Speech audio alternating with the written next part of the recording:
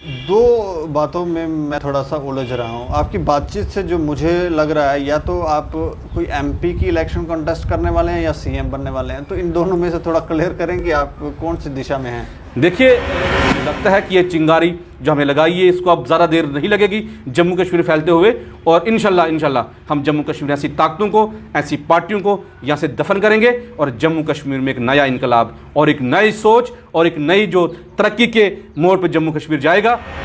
लेकिन तनवीर हुसैन ने किसी से कोई गलत पैसा नहीं कमाया है, कोई गलत प्रॉपर्टी नहीं हेटी है। हमने भूखे रह के इस संघर्ष को लड़ा है, इसलिए तनवीर हुसैन आवाज़ उठाएगा और सरकार से सवाल करेगा, एडमिनिस्ट्रेशन से सवाल करेगा, यहाँ के लीडर से सवाल करेगा, यहाँ के सिस्टम से सवाल करेगा। लगभग 8 से 10 सालों से डेली वेजर प्रदर्शन कर रहे थे अपनी मांगों को लेकर, और इनकी मांगें किसी ने नहीं मानी। राजनीति इस तरह इस लेवल की कि आप सोच नहीं सकते। हर इलेक्शन में इनको यही कहा गया, बस आप हमें समर्थन दे दो, हम जीतते ही आपका पहला काम जो होगा वो डेली वेजरों का होगा।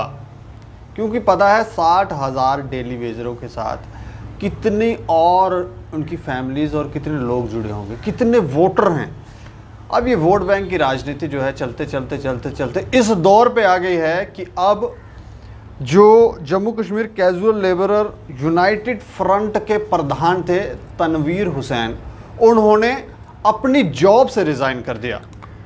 कारण यही है कि कोई सुनवाई नहीं है और ऐसा लगता है कि अब ये सियासत में जाने वाले हैं। अब कौन सी पार्टी में जाने वाले हैं ये तो हमें नहीं पता, वो तो इन्हीं से जानेंगे। लेकिन लड़ाई जो है नया रुख जो है वो ले रही है। इन्होंने जॉब से रिज़ाइन कर दिया है और प्रोटेस्ट के तौर पर इन्होंने रिज़ाइन किया। लेकिन ये जैसे Jammu Kashmir casual labour United front के प्रधान अभी भी बने रहेंगे, उस पद से इन्होंने रिज़ाइन नहीं किया है, लेकिन वहाँ से ज़रूर रिज़ाइन किया। और जब से रिज़ाइन किया है तब से कई लोग जो हैं वो इनसे जुड़ने के लिए तैयार हैं। ऐसा लगता है कि ये आने वाले समय में बहुत बड़े लीडर बनकर उभर सकते हैं। ऐसा नहीं है सिर्फ तनवीर हुसैन, हमने जितने भी लोग जहाँ पे प्रदर्शन करते हैं, बच्चे भी प्रदर्शन करते हैं, तो उनसे भी जानने की कोशिश की। हम बातचीत करते रहते हैं, इंटरव्यूज़ करते रहते हैं, तो उनकी बातों से भी यही लगता है कि यहाँ के नेता कैपेबल नहीं हैं, और वो होते तो बेहतर कर पाते। ये भाव जो है ये आजकल आ रहा है। उसका कारण यही है, और उसका कारण है कि हमारे लीडर जो है वो कैपेबल नहीं हैं। क्योंकि सुन नहीं रहे हैं, बस राजनीति करनी है, अपने फ़ायदे देख रहे हैं। तो फ़ायदे कुछ समय तक तो ठीक हैं, लेकिन समय बीतता है तो पलटी ज़रूर मारता है, और जब पलटी मारता है तो फिर क्या होता है वो सबको मालूम है। लेकिन इस पर बात करेंगे। बात करने के लिए हमारे साथ तनवीर हुसैन ही हैं, Jammu Kashmir casual labourer United front के प्रधान। सर, आपका बहुत बहुत स्वागत है। थैंक यू दीपक जी, बहुत बहुत शुक्रिया।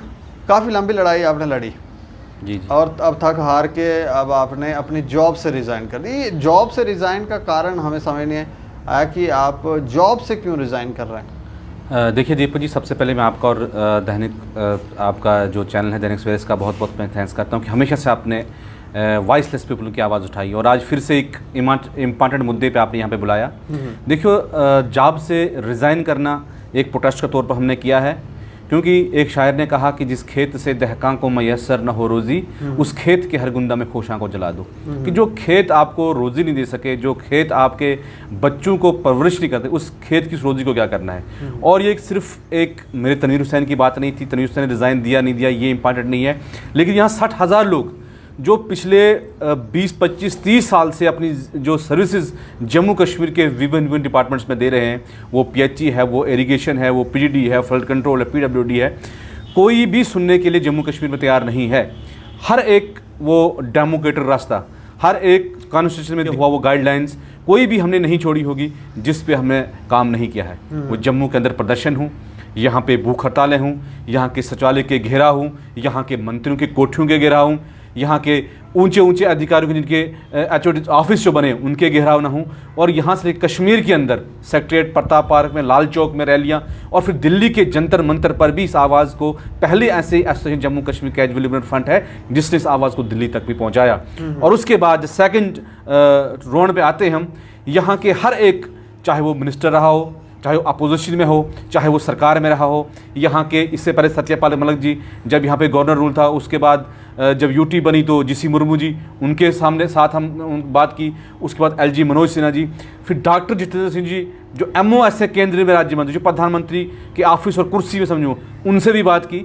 तो मुझे दीपक जी बोलिए कि इतने तमाम अधिकारियों से जहाँ से भी हमें उम्मीद थी, पिछले 5-10 साल से हम इन लोगों के दरवाज़ों पे गए, भीख मांगी अपने उन वर्कर्स की कि जिनकी आज 2 वक्त की रोटी नहीं है, जो आज डिप्रेशन से सुसाइड कर रहे हैं। आपने देखा होगा हाल में हमारा एक PDD के साथी ने किस तरह जान दी है। एक तो उसको ऑफिसर पहले बोलते हैं कि आप लाइन रिस्टोर करो, और पिछले सिर्फ सप्लाई दी जाती है, फिर उसकी जान जाती है। और जब जान जाती है और इसके बाद जब प्रोटेस्ट होता है और उसके बाद वहाँ पर सरकार के कोई नेता फिलहाल तो आते ही नहीं है, अगर कहीं आ भी गए तो वहाँ पे उस टाइम क्या कहते हैं कि हमारे पास इनके लिए कोई पॉलिसी नहीं है, इनकी जगह पे हम किसी और को एंगेज नहीं कर सकते, हमारे पास कोई भी इनको रिप्लेहेड करने के लिए कोई पॉलिसी नहीं है, कोई पैकेज नहीं है।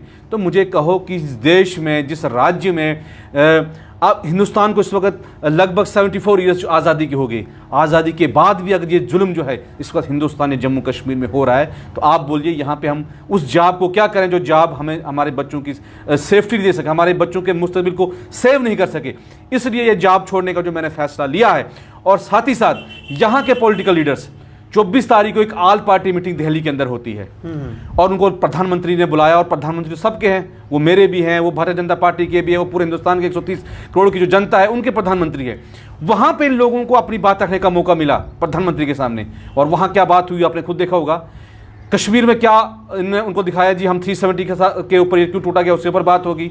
कहीं ने कहा पाकिस्तान से बात करो, किसी ने कहा कि हमारी राजनीति वैक्यूम ज़मीन जो ख़त्म हो रही है उस राजनीतिक ज़मीन को बताया जाए, किसी ने कहा स्टेट हुड को रिस्टोर कीजिए। मुझे ये बोलिए दीपक जी, हम उसके खिलाफ नहीं, स्टोर होना चाहिए, ये हम भी चाहते हैं, फिलहाल तो टूटना ही नहीं चाहिए था। लेकिन स्टेट किससे बनता है? स्टेट के लोगों से बनता है, राज्य लोगों से बनता है, देश के लोगों से बनता है। अगर आप लोग ही मर रहे हैं, अगर लोग ही परेशान हैं, यहाँ डिविजन नहीं सर, यहाँ पे होमगार्ड देखो आप, SPOs देखो आप, BSF CSF इनकी खुद अपनी कवरेज की, उनके एस्पेंट देखो वो रोडों पर है। उसके अलावा यहाँ पे रहबरे खेल, रहबरे ज़रात, यहाँ के डॉक्टर आपकी डिग्रियाँ जला रहे हैं, और छोड़ो, और बच्चे पिछले 1-2-3 हफ्ते से आज वो रोडों पर बच्चे हैं, और किस तरीके से उनको लाठीचार्ज हो रहा है, किस तरीके से उन पे। तो यहाँ पे कहीं डेमोक्रेसी जम्मू कश्मीर में है ही नहीं। और जो कहते हैं कि government by the people, for the people, of the people, by the people है लेकिन for the people Jammu Kashmir में सरकार नहीं है। इसलिए मैंने ये फैसला किया है, मैंने नहीं बल्कि मेरी जितनी भी कोर टीम है उनकी तरफ निर्देश आया कि आपको अब कुर्बानी देनी होगी, और हमने कुर्बानी दी। और एक क्रांति जो आप देख रहे हो, ये क्रांति अब शुरू हो रही है। और मेरी अपील है आपके चैनल के जरिए से तमाम जम्मू कश्मीर के युवाओं से, तमाम जितने भी सोशल एक्टिविस्ट हैं, जितने भी कैजुअल लेबर्स हैं जो ये चाहते हैं कि जम्मू कश्मीर के हालात सुधरें, अगर थोड़ा सा भी उस च्यूटी के बराबर भी अपना हिस्सा डालना चाहते हैं, वो हमसे जुड़ें और इस क्रांति के साथ जुड़ जाएं। ये क्रांति है, इस क्रांति के साथ जुड़ जाएं। अगर आप क्रांति के साथ नहीं जुड़ सकते हो, कम से कम क्रांति को सपोर्ट कीजिए। अगर क्रांति को सपोर्ट भी नहीं कर सकते हो आप, तो कम से कम बुरा भरा ना लिखें। और जब क्रांति होती है, जो क्रांति के बाद जब इनकलाब आता है, तो उसके बाद उन तमाम लोगों को जो लड़ाई में शामिल हैं उनको भी फायदा होता है। इसलिए ये क्रांति है, ये आज से शुरुआत हो गई है 13 तारीख इसकी, और आगे आप देखेंगे कैसे ज़मीन लेवल पर जाएगी और हम लोगों के बीच में जाएंगे, और जम्मू कश्मीर के लोगों को, यहाँ के कैजुअल लेबर को, यहाँ के किसान मजदूर को, यहाँ के स्टूडेंट को, यहाँ के हर एक युवा को एक नया ऑप्शन जम्मू कश्मीर में हम देंगे। नहीं तो ऐसा तो नहीं है कि जैसे आपने जॉब से रिज़ाइन किया तो आपको नुकसान नहीं हुआ? परिवार कैसे आप चला पाओगे? पैसा वैसा कहाँ से आएगा? देखिए दीपक जी, मेरा भी यही कोई अलग से कोई बिज़नेस तो हमारा था नहीं कि हम बोले कि चलो जी जॉब छोड़ दे, कहीं से और सर्वाइव करें। देखिए, इससे एक सीधा मकसद है कि अल्लाह कहें, भगवान कहे, दाता कहे, उसने ये कहा है कि मैं हर एक व्यक्ति के लिए मैंने जो है रोज़ी का इंतज़ाम किया है। पत्थर के नीचे जो कीड़ा है उसकी रोज़ी का इंतज़ाम उसने कहा कि मैंने किया है। तो हमें इस चीज़ पर भरोसा है कि हम सही नीयत से निकलेंगे, और मेरे साथी और मेरे लोग, हमें कभी भी इस परेशानी से मुझे नहीं जूझना पड़ेगा। मुझे पता है कि मुझे मालूम है कि हमारे लोगों ने जिस तरह हमारी लड़ाई देखी है, जो हमारे साथ रही। हाँ, कुछ 5-10% लोग हैं जो पॉलिटिकल पार्टीज़ के अभी भी जो भक्त बने हुए हैं। मैं कहता हूँ ठीक है, आप भक्त बनिए, आप तनवीर हुसैन के भी भक्त बनिए, लेकिन मैं ये अपील करता हूँ कि अंध भक्त ना बनिए। तो कुछ लोग ऐसे लिख रहे हैं, लेकिन जो लोग मेरे साथ संघर्ष में रहे, जिन लोगों ने हमारा संघर्ष देखा है, हमने किसी को सफाई देने की जरूरत नहीं है। तनवीर हुसैन ने जिस किस्म का संघर्ष जम्मू कश्मीर में लड़ा है, दीपक जी आपको भी मालूम है, आपने भी कई ऐसे कवरेजें की है, ऐसा संघर्ष ना होगा, ना आगे किसी टाइम में कोई ऐसा लीडर ये संघर्ष करेगा। लेकिन हाँ, एक बात मैं यहाँ तमाम ट्रेड यूनियन लीडर्स से जो मेरे साथ रहे उनको आपके इस वीडियो जरिए मैसेज देना चाहूँगा। मैं उनसे भी माफ़ी मांगना चाहूँगा। आज देखिए, जब ट्रेड यूनियन में आपके अपोनेंट रहते हैं तो कोई ऊपर नीचे बात होती है, तो मैं आज उनसे भी मेरी यही अपील है कि, और मैं हाथ जोड़ के उनसे भी ये माफ़ी मांगना भी चाहूँगा उन साथियों से भी, कि अगर कभी भी मेरी किसी भी बयान से उनके अगर दिल को कहीं अगर दर्द हुआ है तो मैं माफ़ी मांगना चाहूँगा, क्योंकि ट्रेड यूनियन में अलग अलग मेरा अपना तरीका लड़ने था, उनका अलग तरीका लड़ने का था। चाहे वो लीडरशिप जम्मू प्रोविंस की है, चाहे वो कश्मीर प्रोविंस की है, चाहे लद्दाख प्रोविंस की है, अपना अपना लड़ाई लड़ने का तरीका हो सकता है, लेकिन मकसद हमारा एक था। तो अगर कहीं भी मेरे किसी भी बयान से ड्यूरिंग ट्रेड यूनियन लीडर उनको कोई ठेस पहुंची है, मैं उनके लिए माफ़ी चाहूँगा और उनसे भी अपील करूँगा कि उनका भी मुझे सपोर्ट चाहिए, उनकी सजेशन भी मुझे चाहिए, और मुझे सब लोगों की सजेशन लेके मुझे आगे बढ़ना है। और जो एक कदम मैंने उठाया है, मुझे इसमें जम्मू कश्मीर के हर कैजुअल लेबर्स की, हर सोशल एक्टिविस्ट की, हर पॉलिटिकल एक्टिविस्ट की, और जिस तरह से मुझे कॉलें पिछले 3-4 दिन से आ रही हैं और इतना सपोर्ट मिल रहा है, मुझे यकीन नहीं था कि इतना बड़ा सपोर्ट मुझे मिलेगा। और मुझे लगता है कि अगर हमारी नीयत साफ़ है और अगर हम सही पथ पे जा रहे हैं, तो मुझे लगता है कि जम्मू कश्मीर के युवा, यहाँ के डेली विजर्स, यहाँ के होमगार्ड, एसपीओज, रैब रेजरात, यहाँ पे आरडीडी में काम करने वाले, टूरिज्म में पीडीडी में काम करने वाले जितने भी contractor temporary worker Jammu Kashmir में है, उनका सपोर्ट मिलेगा। और यही लोग हैं जो बिजली, पानी, हेल्थ सुविधा जो लोगों तक पहुँचाते हैं, यही लोग सरकार चलाते हैं, और यही लोग जो है सुबह वोट की लाइन में भी यही लोग, गरीब लोग लगता है, लेकिन जब इंसाफ की, जस्टिस की बारी आती है, तब इनके लिए सारे दरवाजे बंद होते हैं। लेकिन मैंने जो सवाल पूछा कि कैसे घर चलाएंगे, सैलरी मिलती थी आपको? देखिए दीपक जी, कहीं अगर साल में 2-4 दिन महीने मिल भी जाती थी तो 6 या 7 हज़ार से, आप देखिए आज मार्केट की तरफ जाइए दीपक जी, आज सब्जी का रेट देखिए आज क्या है। आज आपका तेल जो है 100-150 रुपये आपका तेल मिल रहा है। उसके अलावा आप पेट्रोल लीजिए, 100 रुपये के ऊपर आपका पेट्रोल हो चुका है। तो महंगाई इतनी है कि 6,000 रुपये में आपका घर, आपका सिर्फ दूध का खर्चा पूरा नहीं हो सकता है। मैं आपको बोलूं कि 1.5 साल से हमारे 12 गुजर का राइडर लगा हुआ है साथियों को, इसमें रामबन के, सांबा के, रजौरी के आगे 1.5 साल तक हमने चीफ इंजीनियर का, हमने फाइनेंस कमिश्नर का, हमने हर एक व्यक्ति का दरवाज़ा खटखटाया कि 1.5 साल से जिस साथी को सैलरी नहीं हो वो कैसे जी रहा है। तो कहीं ना कहीं मुझे इस चीज़ का एहसास हुआ कि यार जिनको 1.5 साल से सैलरी नहीं है वो भी तो घर चला रहे हैं, उनका भी तो घर चल रहा है, तो क्या तनवीर हुसैन का घर नहीं चलेगा? घर चलाने वाले से पहले मैंने आपको बोला कि वो उसकी ज़ात है, वो कैसे चलाएगा। और मुझे यकीन है कि जम्मू कश्मीर के कैजुअल लेबर्स, डेली वेजर्स जो कभी भी हमें परेशानी से नहीं गुजरने देंगे। हमें सिर्फ उनकी दुआएं चाहिए, हमें कुछ नहीं चाहिए। इसलिए किसी न किसी, देखो हर कोई, दीपक जी कहता है कि हर देश में भगत सिंह पैदा हो, हर घर से भगत सिंह निकले, लेकिन ये तर्क है लोगों का कि वो पड़ोसी के घर से निकले। नहीं, अगर कुर्बानी देनी है, अगर आप पहले कुर्बानी देकर सफ़ पे खड़े जाते हैं तो आपके पीछे लाइन लग सकती है। अगर आप ये बोलेंगे जी नहीं, मैं कहूँगा दीपक जी कुर्बानी देगा जी, तनवीर नहीं देगा, नहीं, सबसे पहले मैंने खुद सामने आना है, फिर जाके हम दोस्तों को बोल सकते हैं। आपको पता होगा कि जब यहाँ बच्चे हमने रोडों पे उतारे, हमने कहा कि आज हमने बच्चों का प्रोटेस्ट करने को कठुआ में किया, हमने जम्मू में किया, अलग अलग एरियो में किया, हमने गिरफ्तारियाँ दी, और हमने कहा कि पहली लाठी खानी होगी तनवीर हुसैन खाएगा। अगर बच्चों का प्रोटेस्ट करना होगा, सबसे पहले तनवीर हुसैन अपने बच्चे सामने लाएगा, और मैंने लाई। सबसे पहले हमने अपने बच्चों को रोड पे उतारा, फिर मैं लोगों को अपील की। तो आज भी मैं लोगों से यह अपील करता हूं कि पहले मैंने अपनी नौकरी की कुर्बानी दी, ये बहुत बड़ी सेक्रीफाइस थी। और लोग मुझे कहते हैं तनवीर जी ईद है आगे, तो ईद पे क्या कुर्बानी शुर्बानी कुछ रखी है आपने घर में ऐसे अपने साथ दोस्त कहता हूँ, तो मैं कहूँगा कि मैंने बहुत बड़ी ये कुर्बानी दी है जम्मू कश्मीर के 60,000 लोगों के लिए, यहाँ के युवाओं के लिए, यहाँ के हर उस भाई के लिए, बहन के लिए जो इस वक्त तड़फ रहे हैं 2 वक्त की रोटी के लिए, इज्जत से जीना चाहते हैं वो भी समाज में, उनके लिए बहुत बड़ा सेक्रीफाइस और बहुत बड़ी कुर्बानी है। और मैं कहता हूं कि बड़ी नहीं है, मैंने एक छोटा सा सेक्रीफाइस किया है, और इन लोगों के लिए, इन जम्मू कश्मीर के इन गरीब आवाम के लिए, अगर तनवीर हुसैन को ऐसी 10,000 नौकरियां भी कुर्बान करनी पड़ेगी, मैं कुर्बान करूंगा, सच्चाई पे निकल के आगे निकलूंगा। और जिस तरीके से भी हमें लताड़ा गया है इन पॉलिटिशियन को, अगर कहते हैं कि मगरमच्छ से लड़ना है तो दीपक जी पानी में उतरना पड़ेगा, और गंदगी को साफ करना है तो गंदगी में उतरना पड़ेगा। तो इसलिए ये फैसला हुआ है कि इन लोगों को हम जवाब देंगे, और आने वाले वक्त में आप देखोगे कि जम्मू कश्मीर में एक नया इनकलाब और एक नई लहर यहाँ पे जम्मू कश्मीर शुरू होगी। कौन सी ऐसी जमात, सियासी जमात को आपने चूज़ किया कि अपनी को जमात आप तैयार कर रहे हैं? आप देखिए दीपक जी, इसलिए हम ईद के बाद अब लोगों के बीच में हम जाएंगे। यहाँ के युवा हैं, यहाँ के सरपंच पंचेज हैं, यहाँ के सोशल एक्टिविस्ट हैं, डीडीसी, क्योंकि काफ़ी ऐसे लोग भी हैं जिनका अच्छा सोच है। देखो ये मैं ये भी नहीं कहता हूँ कि सारे पॉलिटिकली जो है वो ठीक नहीं, सारी पार्टियाँ जो वैसी नहीं है। कुछ पॉलिटिकल लोग भी आपको देखें जिन्हें हमेशा लोगों के लिए सर्वाइव किया होगा।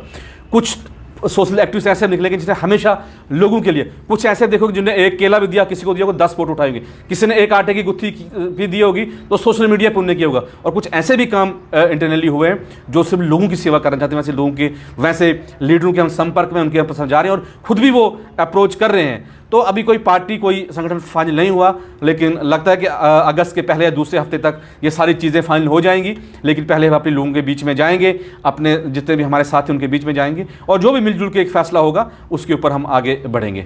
अभी मतलब डिसाइडेड, अभी डिसाइडेड कुछ नहीं हुआ है, अभी लोगों के बीच में जाएंगे और बहुत जल्द इसमें हम डिसाइड कर लेंगे। देखिए डिसाइड क्या है, अगर आपके साथ लोग हैं, आप जनता है तो आपकी पार्टी है।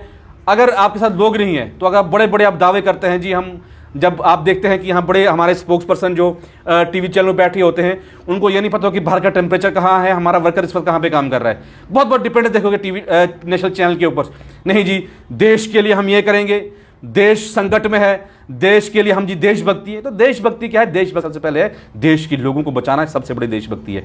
देश यहाँ के जमीन के टुकड़ों पत्थरों से, जैसे पहले मैंने आपको बोला, उससे नहीं बनेगा, देश लोगों से बनेगा।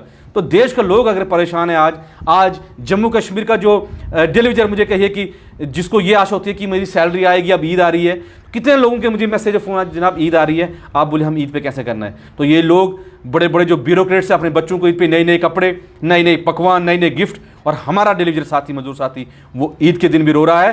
तो अब मुझे लगता है कि अब उनको परेशान होने की बात नहीं है। हमने एक कुर्बानी दिया कि और जितनी भी कुर्बानियां देनी होगी हम इन लोगों के लिए देंगे। लेकिन कम से कम इतना स्पष्ट करूंगा, हम जम्मू कश्मीर किसी भी ऐसी पार्टी में नहीं जाएंगे जिसकी कुर्सी पर डिलीवरी का खून लगा हो, पसीना लगा हो। अगर कल आप इलेक्शन जीत जाते हैं, कॉन्टेस्ट करने के बाद जीत जाते हैं, तो पहला कौन सा काम करेंगे आप लोगों के लिए? देखिए दीपक जी, अगर लोगों ने हमें साथ दिया, अगर जम्मू कश्मीर की जनता ने, लद्दाख की जनता ने और यहाँ के daily wager, casual labours, home guards, SPOs, BSF के जो कॉन्ट्रैक्चुअल्स, अरे तमाम लोगों ने हम पे, हमारी लीडरशिप पे एतमाद जताया, और जताना भी चाहिए क्योंकि हम एक संघर्ष से निकले हैं। हम कोई पैराशूट के जरिए इस डिपार्टमेंट में नहीं आए हैं। मैं एक फार्मर का, एक सिंपल टीचर का बेटा हूं और मैं ज़मीन लेवल से निकला हूं, एक किसान का बेटा हूं। मुझे पता है कि भूख की दर्द क्या होती है, वो हम दर्द समझते हैं। तो हम वहां से निकले हैं और चाहिए यहाँ के अब लोगों को कि आपने तमाम पार्टियों को देख लिया, तमाम लीडर्स को देख लिया, अब उनको भी वक्त आया है कि यहाँ के युवाओं को और यहाँ के लोगों को, मैं नहीं ये कहता हूँ कि मुझे आजमाई, यहाँ से और भी अच्छे लोग हैं जो अच्छा करना चाहते हैं, उनको मौका नहीं मिल रहा, उनको मौका दें। और इस बार हमारी कोशिश रहेगी 30 से 40% जो युवा जो जम्मू कश्मीर की असेंबली में जाएं। आपको दीपक जी मालूम होगा कि एक कॉन्स्टिट्यूशन बना है कि 65A से ऊपर कोई भी जो है किसी भी कोर्ट का जज नहीं रह सकता है, क्योंकि वो मानसिक संतुलन खो देता है, वो सही फैसले नहीं कर पाता है। तो क्या पॉलिटिक्स में 70, 80, 90 साल के लोग भी जो मंत्री बने हुए, क्या वहाँ पे उनका मानसिक संतुलन ठीक रहता है? वो फैसला करते हैं। मुलाजिम की पेंशन आपने बंद कर दी एम्प्लॉयज़ 2010 से, और इनकी 80,000 रुपये आपने पेंशन कर दी। तो ये कुछ चीज़ें, कुछ कानून बनाने पड़ेंगे। और जैसे आपने कहा कि अगर आप पावर में आते हैं तो पहला कानून, मैं दीपक जी आपको ऑन द रिकॉर्ड बोलता हूँ कि अगर जनता ने हमारे ऊपर आशीर्वाद दिया जम्मू कश्मीर, क्योंकि मैं जम्मू कश्मीर की जनता की और यहाँ के डेलीवेजर्स की मैं पैरों की धूल हूँ, अगर उन्हें अपने माथे की, जो उनकी पैरों की धूल अपने माथे पे लगाने दी और आशीर्वाद दिया जम्मू कश्मीर में, तो जम्मू कश्मीर में सबसे पहला कानून असेंबली में बनेगा कि जो भी मैनिफेस्टो, देखो सबसे पहले अपने ऊपर कोई कानून सख्त आप बनाओगे और विधायक अपने ऊपर सबसे सख्त कानून बनाएंगे, तो फिर जितना ही सख्त कानून आप जनता पे बनाओ, जनता को कोई एतराज नहीं होगा। लेकिन जनता पे आप कानून थोप देते हो और खुद आप फ्री रहते हो। सबसे पहले हमारे ऊपर, विधायकों के ऊपर ये कानून पास करेंगे हम कि जो भी मैनिफेस्टो, चाहे किसी विधायक ने भी बनाया है, उस मैनिफेस्टो को वो पूरा करें। अगर वो पूरा मैनिफेस्टो को पूरा नहीं करते हैं, उसके बाद उस विधायक के खिलाफ जो है कोर्ट में केस किया जाएगा, और कोर्ट में केस की जो हेयरिंग होगी और उसके जो फैसले पे, जब जिसके फैसले का दिन होगा, अगर फैसला ये आता था और ये आएगा कि जो भी जिस पद पे था और जो मैनिफेस्टो से जारी किया था और उस पद पे रह के भी इस मैनिफेस्टो को पूरा नहीं किया, हालांकि उस मैनिफेस्टो को पूरा कर सकता था, तो ऐसे विधायकों को लाइफ टाइम इलेक्शन लड़ने के लिए बैन होना चाहिए। ऐसा हमारा जो है यहाँ पर निकलेगा, ताकि लोगों में एक मैसेज आए कि नहीं, अब जो है जो भी मैनिफेस्टो लीडर पेश करेंगे उसको पूरा करेंगे। हम लोगों को नहीं कहेंगे कि हम आसमान से तारे जो हैं जमीन पे उतार के देंगे, लेकिन कम से कम जम्मू कश्मीर की आवाज़ बनेंगे और ऐसे कानून जम्मू कश्मीर के अंदर बनेंगे जो यहाँ के गरीब और यहाँ के जो गरीब जनता है, यहाँ के डेलीवेजर्स, कैजुअल लेबर्स के लिए जिनके हक के कानून हो, वो जम्मू कश्मीर के कानून बनेंगे, चाहे उसके लिए कितना ही बड़ा बलिदान देना होगा, वो हमारी लीडरशिप देगी। दो बातों में मैं थोड़ा सा उलझ रहा हूँ आपकी बातचीत से। जो मुझे लग रहा है, या तो आप कोई एमपी की इलेक्शन कॉन्टेस्ट करने वाले हैं या सीएम बनने वाले हैं, तो इन दोनों में से थोड़ा क्लियर करें कि आप कौन सी दिशा में हैं। देखिए दीपक जी, हम ये नहीं कहते हैं कि हम कोई एमपी बनने वाले, सीएम बनने, बहुत दूर दूर की बातें हमारे लिए हैं। हाँ, इतना है कि जो है दर्द दिल लोगों के लिए रखते हैं। वो एक शायर था कि वक्त आने दे बता देंगे तुझे हम आसमान, हम अभी से क्या बताएं क्या हमारे दिल में है। मैं पहले आपको कहा जब लोग प्यार देंगे, देखो हम लोगों की, जनता की पहलू की हम दूर है। यहाँ बड़े बड़े लीडर बोलते हैं जी ये भाड़े के पता नहीं क्या क्या है, वो मैं लैंग्वेज यहाँ पे यूज़ नहीं करूँगा, वो आपने खुद देखा। टेलीविजन को कहा गया ये पाप की घंटी है, आपने खुद वो वीडियोज़ देखी। वे बोलते हैं कि ये पुराने सरकारों को किए हुए पाप है, ये हमारे गले में डाल रहे हैं। तो जनाब हाथ जोड़ से मैं रिक्वेस्ट लीडर से करता हूँ कि ये पाप जो आपके गले में अब नहीं पड़ेगा। अब हम दिखा देंगे कि हम गंदी नाली के कीड़े हैं, या जम्मू की जनता पाप है, या आने वाले वक्त में आपको उनको बता देंगे। बाकी जो भी लोग फैसला करेंगे तनवीर हुसैन को क्या रोल करना पड़ेगा, उसके लिए मैं तैयार हूं। बाकी सीएम या बीजेपी के लीडर तो नाराज हो गए हैं। देखिए सर, यहाँ पे खुशी और नाराज की कोई बात नहीं है।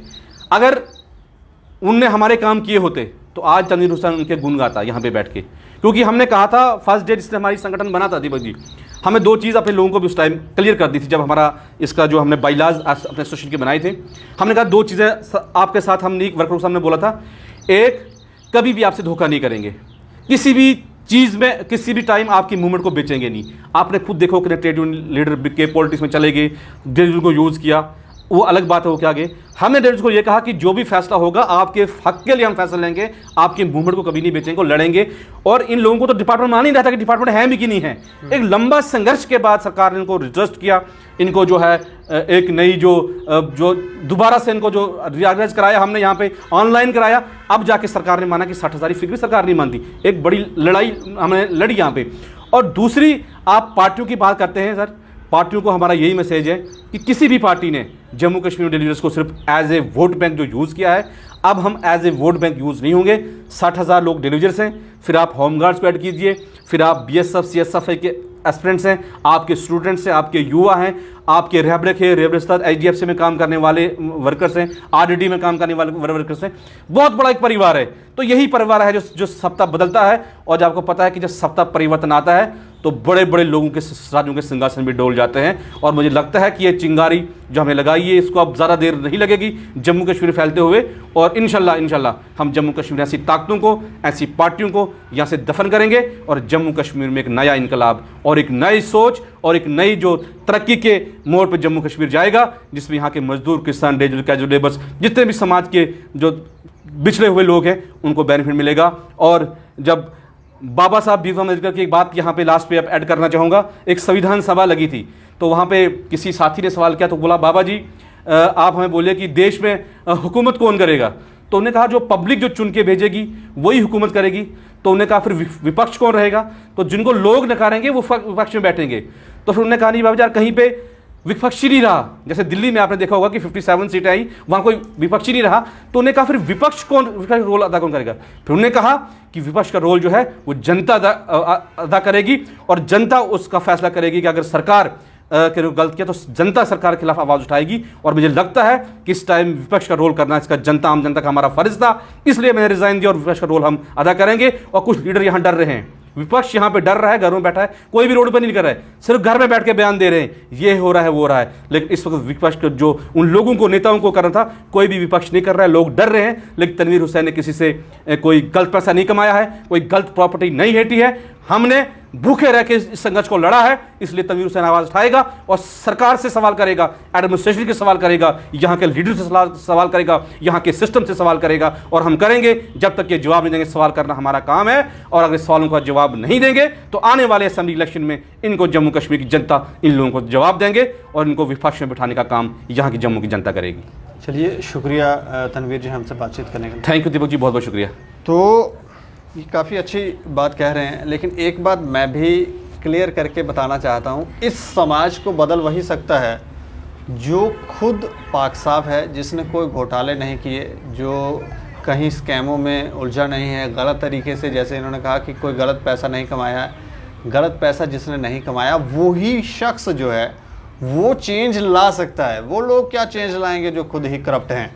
लेकिन इन्होंने एक बात और कही कि मैनिफेस्टो, ये जो पार्टियां मैनिफेस्टो बनाती हैं लोगों को भ्रमित करने के लिए और बाद में कुछ अपना उसमें कुछ एक दो पॉइंट पे काम करती हैं, बाकी वाले भूल जाती हैं, फिर राजनीति करते रहते हैं। तो ये ठीक कह रहे हैं कि इनके ऊपर भी एक्शन होना चाहिए कि ये लोगों को बेवकूफ़ मूर्ख ना बनाए। अब देखने वाली बात होगी कि ये जो मूवमेंट ये शुरू कर रहे हैं, ये मूवमेंट क्या दिशा लेती है, क्या नए लोग जो हैं वो निकल कर सामने आते हैं, क्या होता है वो समय ही बताएगा। लेकिन जो तनवीर हुसैन जी ने फैसला लिया है, आप ज़रूर बताएं कि इस फैसले को आप किस तरह से देखते हैं। बाकी आप देखते रहें दैनिक स्टेट समाचार। मुझे और मेरे सहयोगी अरुण डोगरा को दें इजाज़त। नमस्कार।